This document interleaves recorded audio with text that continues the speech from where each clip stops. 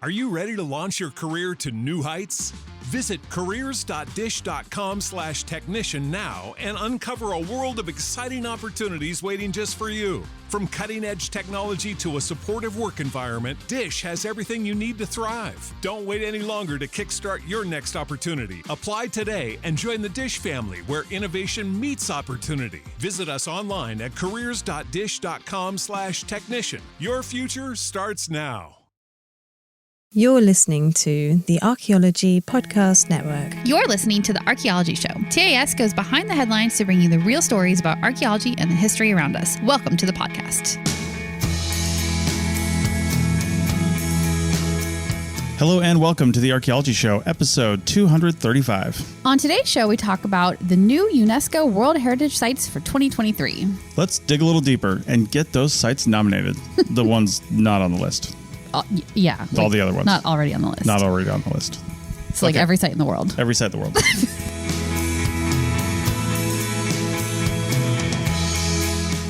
Welcome to the show, everyone. Hello. Are you trying to be mean? No. That's annoying.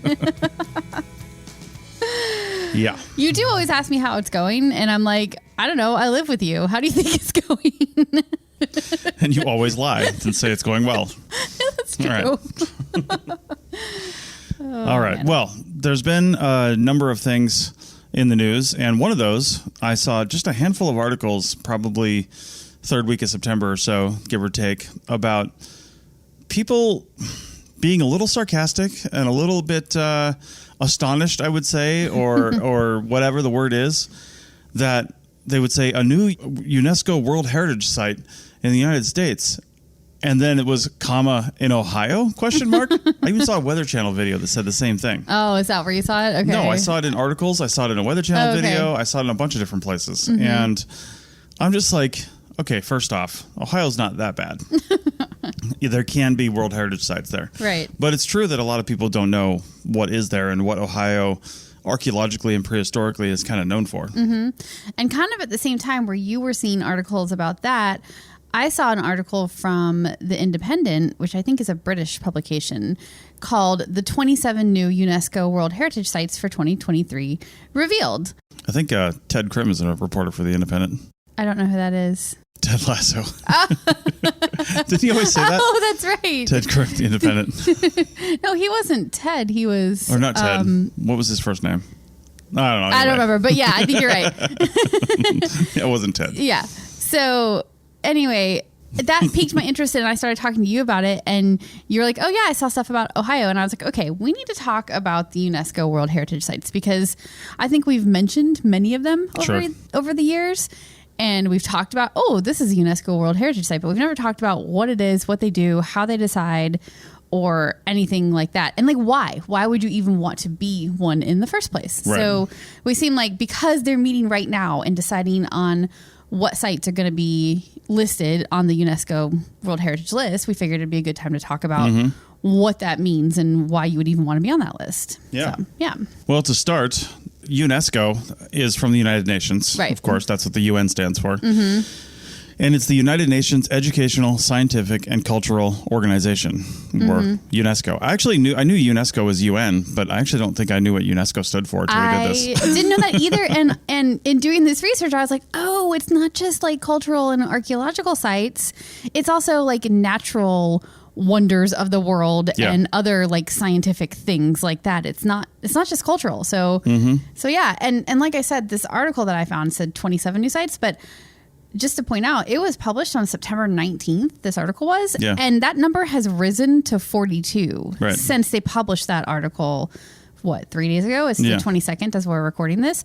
So they're actively meeting now, and as they add new properties, I guess they're like releasing them as they go, and that number is increasing. So we're actually up to 42 new properties.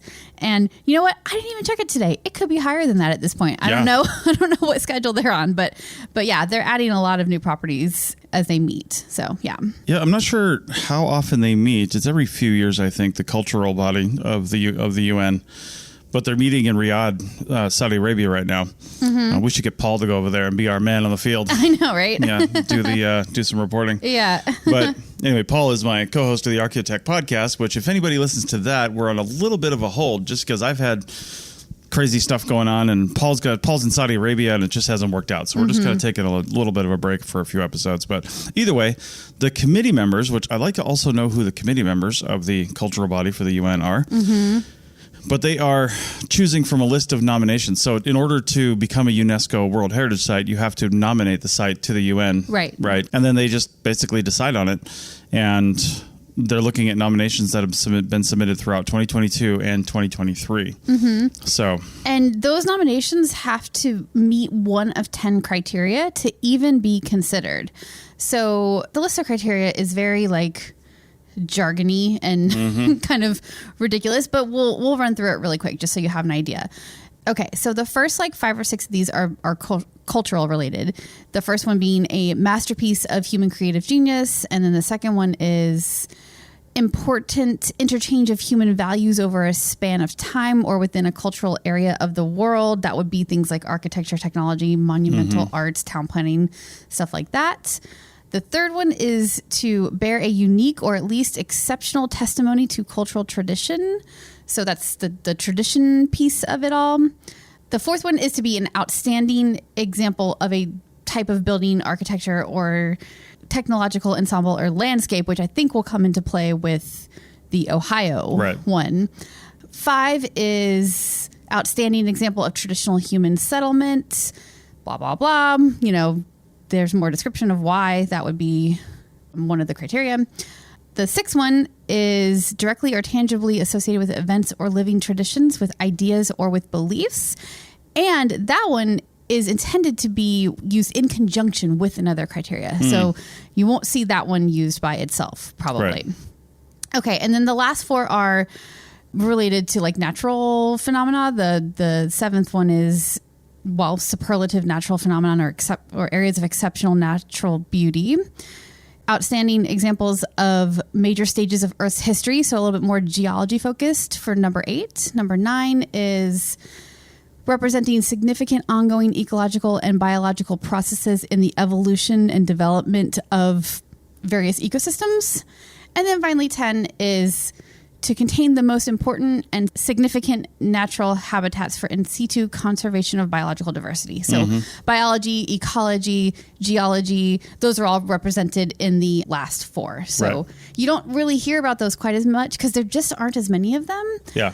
And I wonder why that is. Like, but you have to nominate them in order for them to be included in the list. And this list has really grown to be like primarily cultural sites, it seems like. So that's all the criteria. Kind of ran through that super quickly. You can go read all about them. We'll make sure the link is in the show notes. But a lot of those criteria are very similar in nature to the criteria for listing on the National Register of Historic Places. Yeah, they have to be significant. They need to relate to, a place or a person or a technology that is significant, essentially, is if you want to break it down to just the like basic facts of it. So, yeah. Yeah, and the article you were mentioning from The Independent does not list the Ohio side. No, it doesn't. And that's because it's 3 days old. Yeah. And I found an article 2 days old that does list it. Yes. Yeah, it hadn't come out yet in that Independent article. And then like literally a day later, they added another, 13 sites or something, or 15 sites to what the Independent article was about. So, yeah. Yeah, the Hopewell Ceremonial Earthworks, which we'll talk about in a little bit. Yeah. So at this point, they're at 42 new properties, and this is from all the ones that were nominated in 2022 and 2023. I don't know why they didn't meet in 2022. Maybe it's like an every 2-year thing or something like that. I don't know. And in addition to those, there's also 5 significant modifications to the boundaries, because if you want to change the boundary of a site that's already listed, you have to also put that up for proposal. Right. And I really thought the Independent article was funny too, because it's so like snarky British, but one of the very last things it says is that there are no new sites in the UK, despite the government announcing in April that it was backing 7 sites in their bids to be recognized. Nice. So either they just haven't gotten to them yet, or the Brit sites just didn't make the cut. But the Independent, I don't know, like that Brit like dry wit really comes through. Like, I don't know if they meant it that way, but that's how I took it. So I don't know. I'm looking at the list from a couple days ago, which is the most current one I was able to find so far. I do not see anything from the UK. I didn't either. And I'm actually on the UNESCO website. I don't think any of the ones that they nominated made it. So, yeah. Sorry, not this year, but... You've probably got a lot, though. Probably. So don't worry about it. Yeah, so we'll get to some of the criticisms of UNESCO at the end. But, yeah. Yeah. All right, well, let's take a break and talk about some of the new sites that were listed, including the Hopewell Ceremonial Earthworks in Ohio. On the other side of the break. Back in a minute. What's the easiest choice you can make? Window instead of middle seat? Picking a vendor who sends a great gift basket? Outsourcing business tasks you hate? What about selling with Shopify? Whether you're selling a little or a lot, Shopify helps you do your thing, however you cha-ching. Shopify is the global commerce platform that helps you sell at every stage of your business. From the launch your online shop stage to the first real-life store stage, all the way to the did we just hit 1 million orders stage. Shopify's there to help you grow. Whether you're selling scented soap or offering outdoor outfits, Shopify helps you sell. Wherever and whatever you're selling, Shopify's got you covered. Sign up for a $1 per month trial period at shopify.com/try. Go to shopify.com/try now to grow your business, no matter what stage you're in. Shopify.com/try. Are you ready to launch your career to new heights? Visit careers.dish.com/technician now and uncover a world of exciting opportunities waiting just for you. From cutting-edge technology to a supportive work environment, Dish has everything you need to thrive. Don't wait any longer to kickstart your next opportunity. Apply today and join the Dish family where innovation meets opportunity. Visit us online at careers.dish.com/technician. Your future starts now. The Labor Day weekend sale is on at Tanger Outlets. Score up to 70% off at top brands like Nike Factory Store, Crocs, J. Crew Factory, Gap Outlet, and so many more. Refresh your wardrobe with the latest arrivals for less from all your favorite brands this Labor Day weekend. Tanger Outlets, always on trend, always on sale. Plan your trip at Tanger.com. Welcome back to episode 235 of the Archaeology Show. We're talking about the new UNESCO World Heritage Sites for 2023. And of course, one of the big ones here in the United States, in fact, I think the only one in the United States that I've seen so far that has been accepted to the list. I don't know what else was nominated, but I didn't see anything else on the United States list in the most recent article I found. I think Hopewell is the only one that I saw. Yeah. For sure. At least of new ones. There's other ones that are on the list. Oh, yeah. I think what I read a couple days ago when I was reading articles, there are 25. Now, I don't know if this makes 26 or what, but we've got a number of UNESCO World Heritage Sites here. Yep. But anyway, Hopewell. So if you've never been there, it's a pretty crazy place. And the UNESCO World Heritage Site is actually 8 different locations that make up the Hopewell culture, they call it. And it is a national park, I believe, right? We've been there. It's not a national park, I don't think. I thought it was like a Hopewell National Cultural Historic Park or something like that. Well, I'll look it up right now. I'm pretty sure it's just a Ohio State Park or something like that. Huh. Well, anyway, it was, while Rachel's looking that up, it was in, I believe, Chillicothe is the little town in Ohio where, like, I don't know.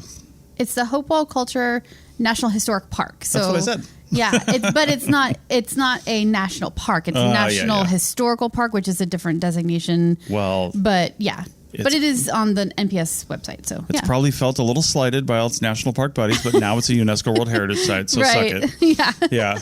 All right. So anyway, what this is again, the actual property here is a series of 8 monumental earthen enclosure complexes built between 2,000 and 1,600 years ago along some of the central tributaries of the Ohio River. They are surviving expressions of the indigenous tradition that archaeologists and historians refer to as Hopewell culture.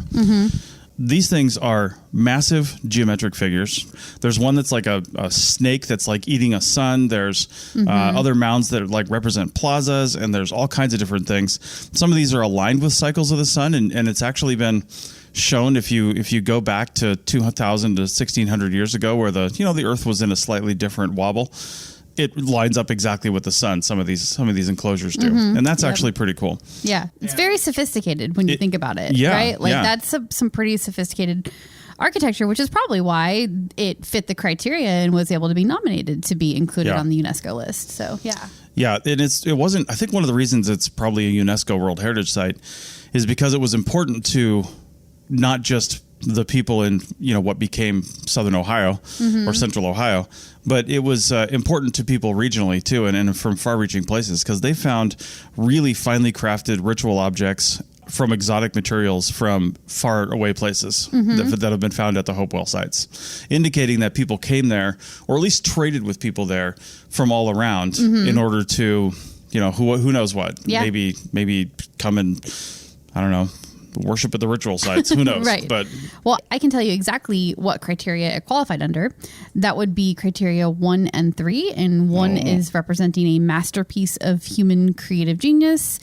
And 3 was to bear a unique or at least exceptional testimony to a cultural tradition or to a civilization which is living or has disappeared. Yeah. So the Hopewell culture, I'm not really sure what the representatives of that culture are like today, but they certainly were thriving in the past. And this is an example of what they looked like, 1,000, 2,000 years ago, 1,000 years ago, or whatever it was. So, yeah. I'm telling you, I grew up near the mountains in the West, and this is what people who didn't grow up near the mountains do. They make their own mountains, because Hopewell is, it's along the same lines, but at a shorter scale, not a smaller scale, I would say. That's an incorrect word, but of like Cahokia. Yeah. Up in St. Louis. Right. Missouri. And really East St. Louis. Yeah, it's East St. Louis. Yeah, which is Illinois, I think. I think it is. Yeah. Anyway, the mounds that are 100 feet high or more, and just massive, these big pyramids, and like a whole city of them, they just built their own things. Yeah. And the labor that it would take to do that kind of thing is just totally crazy. And and not only that, but the mounds that are down in the Hopewell culture area are, again, they're not as tall, but they're just as elaborate. And the symmetry of them and the alignments and the amount of people it would have taken and the time it would have taken to make some of these is just really impressive. It's very, very sophisticated, and it makes you wish you could see what it looked like in its heyday, because now they are. And this is why some of the articles you saw were like in Ohio ? Right. Because when you look at it now, it does just look like small hills covered in grass. But you have to imagine that when these were in use by people, there probably were structures on the top of them, and they reached much higher than just the hills that they have become today. They've eroded. They've been hit by plows. Farmers have done not intentionally, but lots of damage to these kind of mountains over the years because they're trying to plant their crops. No shade on farmers, but that's just something that happened before these kind of things were protected. So what we're seeing today is amazing, but I'm sure it doesn't even hold a candle to what it looked like, 2,000 years ago in their heyday. So yeah. All right. So what else we got? All right. Well, yeah, like we've said, there's 42 other sites that have been added to the list, and 33 of those are cultural, 9 are natural, and then 5 are having significant boundary changes. And we're not going to talk about all 42 of them. That would be a lot, but we, kind of scrolled through and picked out a couple of our favorites. So one that I thought was really cool is in Mongolia, and it is the Deer Stone Monuments and Related Bronze Age Sites. And this one also qualifies under criteria 1 and 3, like Hopewell does. And I just was really grabbed by the picture. Do you remember during the pandemic when those monoliths were showing up around the world and people were just like putting them in random places? Yeah. These look like ancient monoliths. Yeah, they really do. Now, I'm not saying that there was any kind of aliens involved in these. These were clearly created in Mongolia. They date to about 1200 to 600 BCE. They belong to the culture of Eurasian Bronze Age nomads that evolved in this time period. So anyway, they definitely belong to this group of people. They're elaborately carved. They're tall. They're like 4 meters tall. They just are really, really cool looking, but they did remind me of those monoliths a little bit, which just gave me a little bit of a laugh too. So there you go. Nice. But yeah, can you imagine just like walking along in Mongolia and coming across this like 4 meter tall, just like carved stone in the ground? and the carvings are really intricate too. Yeah, when you look at them, they're really cool. Yeah. They were covered in highly stylized or representational engravings of stags, and they're the most important surviving structures belonging to this culture. So that's why they're being added to the UNESCO World Heritage Site. So yeah. Nice. Well, I picked one that's a little more topical. It's the Zagori cultural landscape in Greece. Oh, Oh, I saw that one. Yeah. The only one I saw in Greece on the current list. There might be more coming out here soon, but it's the only one I saw. But this is in a remote rural landscape in northwestern Greece. It's small stone villages. They call them, I'm going to get this real wrong. It doesn't even look like a Greek word. Zagorochoria. Zagorochia? I don't know. Yeah. Choria, I saw that area in Greece when I was like hunting around for Airbnbs. Yeah. It's kind of in the northern part of Greece, I believe, right? Yeah, northwestern, Yeah. Yeah, they extend along the western slopes of the northern part of the Pindus mountain range. And these villages, they're typically organized around a central square containing a plain tree, just like this tree is not special. Sure. And surrounded by sacred forests maintained by local communities. They showcase traditional architecture adapted to the mountain topography, a network of stone arched bridges, stone cobbled paths, and stone staircases linking the villages that formed a system that served as a political and social unit connecting the communities of the Voimatis, I don't even know, river basin. Yeah. So it's just it's a really cool little area. I'm kind of like, sure, this is important to Greece, but like, how's this a UNESCO World Heritage Site kind of thing? But anyway. Well, what are the criteria? It should say right up under the under name. the description. Yeah. Criteria 5.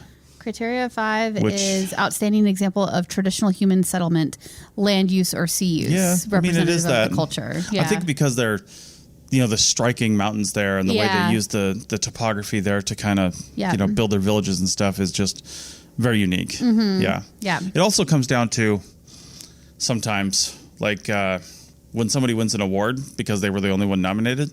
You know what I mean? Like, it doesn't mean that this is more important than someplace else that could have even a better representation of this kind of thing. It's just that wasn't nominated. A lot of these things take people to nominate them, like the National Register of Historic Places here in this country, in the United States. Yeah. Things don't get put on that list because they're important. No. They get put on that list because somebody nominates them.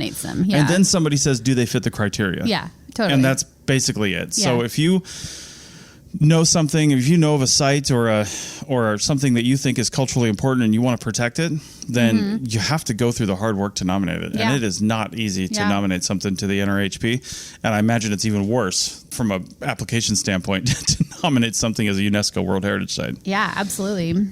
So the next one I picked out is the old town of Kuldīga, which is in Latvia. And I like this one because it's kind of like completely opposite from the ones that we've talked about already. This is a town that was the most important administrative center of the Duchy of Courland and Semigalia between the 16th and 18th centuries. So this is a much newer example of a site that gets included on the UNESCO World Heritage Site. And also, it's an active town. Like, people live here. Yeah. So towns can be included on the list, and a lot are.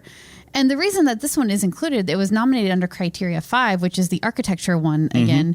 And the town structure of Kuldīga, it has largely retained the street layout of that time period, the 16th to 18th century. And it includes traditional log architecture as well as foreign influenced styles that illustrate the rich exchange between local and traveling craftspeople from around the Baltic Sea. Yeah. So it was this sort of confluence of different people coming from different places, influencing the building of this town and the architecture and kind of this like melting pot of the region. And that's why it was considered important enough to be listed on the UNESCO World Heritage Site. It is a little surprising because, again, it's like a current town that people live in and it is occupied. But, like you said, if you nominate it, you have to nominate it to even be considered. And somebody did, and they were. So, yeah. Yeah, in the pictures, there's a picture of a cart somebody would pull along by a horse or by themselves, and I see a loom in the background too from Duke Jacob's Fair at the Town Hall Square, a celebration of autumn. I want to go to old town like celebration of autumn. Right, totally. Seriously. Yeah, absolutely. I definitely would. Autumn is the best, just the best. I love it. All right, well, we're not going to cover too many more of these because, like we said, there are like 40 of them, but it is worth going and looking at the whole list and just kind of scrolling through. The UNESCO World Heritage Site has this really amazing little paragraph of description for each one of these. There's places from Lithuania, from Guatemala, Spain, India, Yeah. Turkmenistan, Ethiopia. Like, they are from all over the world. And we didn't even touch on the natural wonders stuff, being that this is, you know, an archaeology podcast, but there's, you know, all those sites too. So definitely go take a look and just look at all of the amazing places that, even if you're a skeptic of UNESCO and what they do, and we'll talk about why you might be in the third segment, even if you're a skeptic of it, it's still great to go learn about these places that you might not have known about before. So, yeah. All right. Well, with that, getting put on the UNESCO World Heritage list means you could be afforded some protections, but your country that owns it basically has got to basically honor those protections. Right. The UN has very little power. Right. They can when designate it comes to things. These. Yeah. Well, they have very little power to begin with from some countries' point of views. Right. Especially the United States. We're very arrogant and we're like, UN, get out of here. But anyway, when it comes down to those kinds of things, it really does rely on the country that has the site or the location or wherever that is to really put some protections on it, which is why on the other side of the break, we'll talk about some World Heritage sites that are in danger because they're not all fully protected by getting on this list. Back in a minute. What's the easiest choice you can make? Window instead of middle seat? Picking a vendor who sends a great gift basket? Outsourcing business tasks you hate? What about selling with Shopify? Whether you're selling a little or a lot, Shopify helps you do your thing, however you cha-ching. Shopify is the global commerce platform that helps you sell at every stage of your business. From the launch your online shop stage to the first real-life store stage, all the way to the did we just hit 1 million orders stage. Shopify's there to help you grow. Whether you're selling scented soap or offering outdoor outfits, Shopify helps you sell. Wherever and whatever you're selling, Shopify's got you covered. Sign up for a $1 per month trial period at shopify.com/try. Go to shopify.com/try now to grow your business, no matter what stage you're in. Shopify.com/try. The Labor Day weekend sale is on at Tanger Outlets. Score up to 70% off at top brands like Nike Factory Store, Crocs, J. Crew Factory, Gap Outlet, and so many more. Refresh your wardrobe with the latest arrivals for less from all your favorite brands this Labor Day weekend. Tanger Outlets, always on trend, always on sale. Plan your trip at Tanger.com. Welcome back to episode 235 of the Archaeology Show. And we are talking about UNESCO World Heritage Sites. And now we're going to talk about what happens when the protections don't work. Yeah. So the other thing that UNESCO publishes in this time period is the list of sites that are either put on the danger list or removed from the danger list. And they actually call it that, World Heritage Sites in Danger. Mm-hmm. So we'll start with the ray of hope here and the good news. Uganda's Tombs of the Kings in Buganda are to be removed from the list of World Heritage Sites in danger. Yeah, they were originally put on the list, the danger list, after a devastating fire in 2010. So it doesn't sound like it was anything that was the fault of the country exactly. It was just sort of a natural disaster that occurred. And then because of the extensive fire damage, there was work that needed to be done to get the site back into good condition. Right. So there was successful restoration work, and that work has been supported by UNESCO, both financially and technologically and everything. So they did get a lot of support. And they successfully completed it this year. So they are off of the danger list. Nice. There you go. Yeah. And then just a little bit about the site itself. Most of it is farmland, but at the center, there is a hill. And at the top of the hill is the former palace of the Kabakas of Buganda. It was built in 1882, and then it was transformed into a royal cemetery in 1884. So not a super old site, but It was very important to the sort of ruling kingdoms of this area. There are 4 tombs on the site there, and the reason they were listed by UNESCO is because it's an important example of architecture using organic materials, wood, thatch, reeds, and plaster in particular. That's pretty cool. Yep. Yeah. It was a major spiritual center as well for the Buganda people, and traditional cultural practices have been kept alive here for a while, so that's really neat. And it was originally listed in 2001, but of course after that fire in 2010, it was put on the danger list, and now that restoration and reconstruction has been successfully completed, it is on the good list again. So, nice. Yay. Or not in danger list. It was always on the good list, but Yeah. One thing that one of the articles we're listing here shows, and you might remember this from 2015, you might not. It was talked about a lot in archaeological circles, but the city of Palmyra, it is located in Syria, and it was blown up in 2015 by ISIS.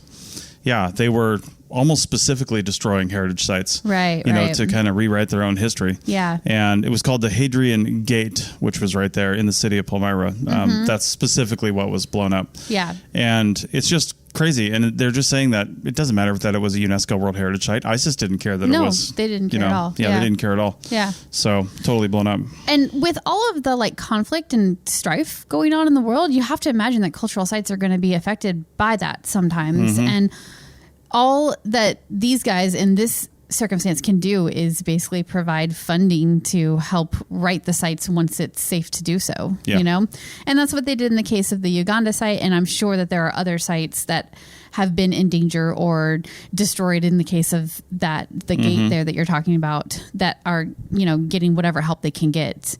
So, yeah. And unfortunately, there are 2 more sites that are getting added to the World Heritage Sites in danger. And I'm sure this won't come as a shock to anybody, but those 2 sites are in Ukraine. Yeah. The first is the St. Sophia Cathedral and the related monastic buildings in Kyiv.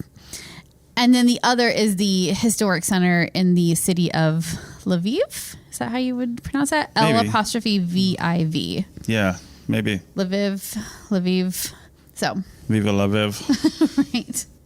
So, of course, they are considered in danger due to the threat of destruction that the Roman offensive possesses. I mean, the Romans probably were going to destroy it if they were there. Oh, not Romans. Yes. The Russians.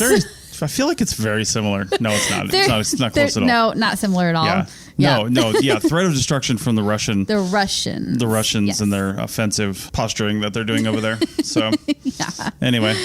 Yeah. And the reason, one of the main reasons is that they are vulnerable to the shock waves that are caused by bombing in and near those cities. Yeah.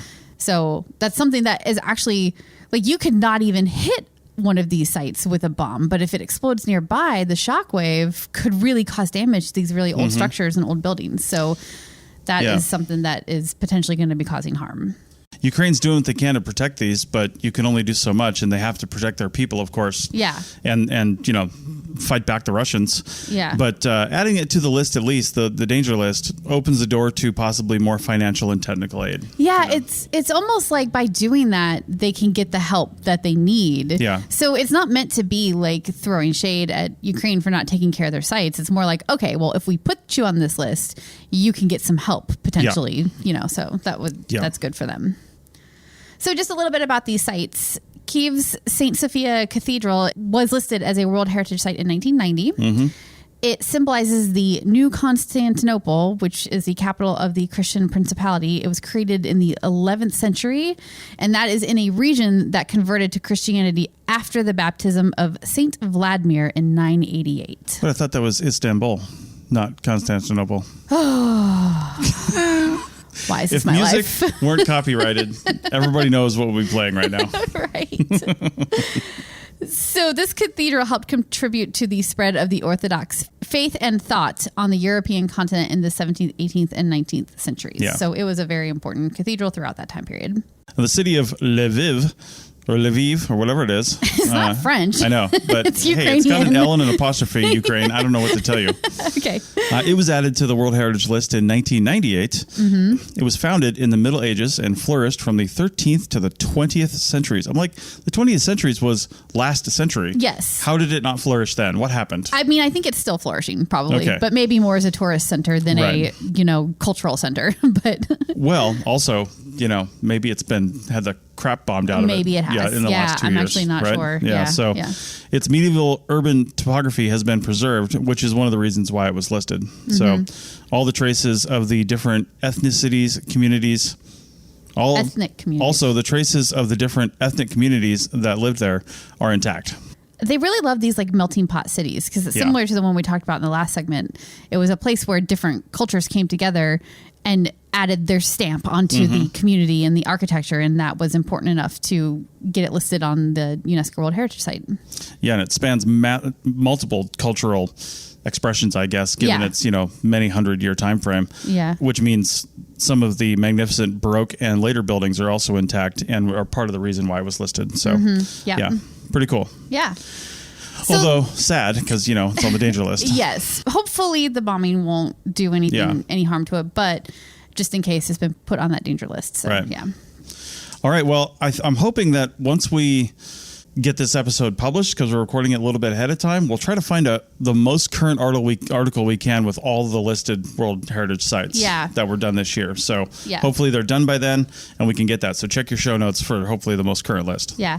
The last thing I wanted to talk about, because this has been kind of like a glowing review of the UNESCO World Heritage Site list, and as well it should be, when new lists like this come out, it's really a good thing for everybody involved. And, I think that it should be praised for what they're doing, but you do have to, take it with a little bit of a grain of salt. And there are criticisms of the UNESCO World Heritage list, and those are things that should be noted, at least. And as you might imagine, the criticism is that it is very Eurocentric, and it has been over the years. Now, part of that is because of the way that it evolved, which was it first started in 1954 against the backdrop of the devastation of World War II. So they were very focused on Europe coming off of World War II and protecting those areas. So, it has expanded a lot over the years. And like we've talked about a couple times, you have to have the know-how and the resources and the ability to apply to nominate a site for inclusion. Yeah. And a lot of these third world countries just didn't have the resources to do that. So that's why they were underrepresented until the last couple decades. So I think it's getting a lot better now. And if you look at the sites that are included today, it does, like the new sites that we just talked about, it includes countries all over the world, places all over the world. So it does seem to be a much better representation. So, yeah. And one other... Oh, go ahead. But that is right. It's all about the nomination. Yeah. If you don't nominate it, they don't know it exists. Yeah. Yeah. The other thing that happens is tourism. Yeah. When you put one of these sites on the list, then it causes tourism to happen. Tourism can displace the original inhabitants because it becomes more focused on tourism rather than the people that live there. And also there can just be, if they don't do a good job of protecting the site and the places and the monuments, then they can be hurt by that tourism too. So there's a lot that, just getting put on the list means that the country or the place has to be really ready to accept all that tourism and then protect both the people and the place from that tourism, because tourism is good, but it has to be done in the right way. So yeah, those are a couple of the criticisms of UNESCO. Some UNESCO's fault, given the way, it originated, and also some just the byproduct of tourism that you have to be ready to accept. So, yeah. Indeed. Yep. All right. Well, with that, we're going to go explore some more Greece. Yeah. All right. Thanks a lot. Bye. Bye.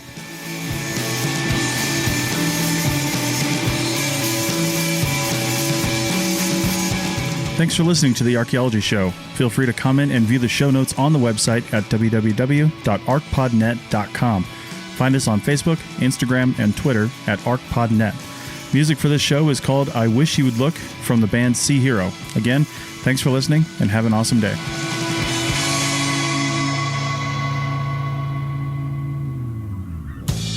This episode was produced by Chris Webster from his RV traveling the United States, Tristan Boyle in Scotland, DigTech LLC, Culturo Media, and the Archaeology Podcast Network, and was edited by Chris Webster. This has been a presentation of the Archaeology Podcast Network. Visit us on the web for show notes and other podcasts at www.archpodnet.com. Contact us at chris@archaeologypodcastnetwork.com.